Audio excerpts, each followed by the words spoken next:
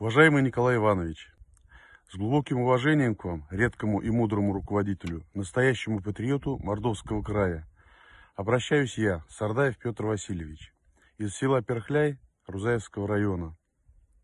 Благодарю судьбу за то, что довелось жить с вами в одном отрезке времени и своими глазами видеть, как преображается наша родная республика. Каких великих людей, включая высших руководителей государств, вы гостеприимно встречали на мордовской земле. Показывали быт, культуру, обычаи, ремесла, село и промышленность. Газификация явилась настоящей революцией для наших жителей. Асфальтированные дороги, современное производство, промышленные гиганты, спортивные центры и дворцы.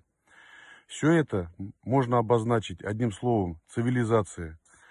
Сельское хозяйство полностью перевооружилось. Я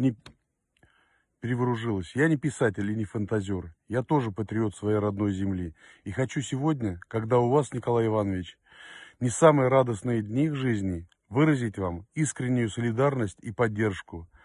Как и многие порядочные граждане, жители наших сел и городов. Трудные времена канут в историю. Подхалимы и холопья проглотят лживые черные языки. Все встанет на свои места. Вы и образовали, и преобразовали Мордовию, такой, как она выглядит сегодня. И я счастлив, что утром, выходя в школу, мои дети идут по чистому, безопасному городу, красивому. Я горжусь этим.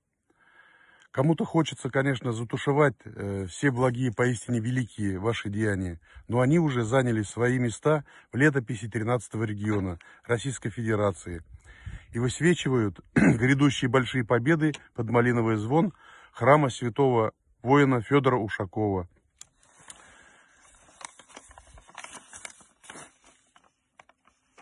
Николай Иванович, как всегда, будьте выше всей этой плесени, помните о том, что у вас есть тысячи почитателей, соратников и, наконец, просто сочувствующих людей. Вы всегда находили правильное решение проблемы. У вас волевой характер. Вы спортивный человек и государственный деятель.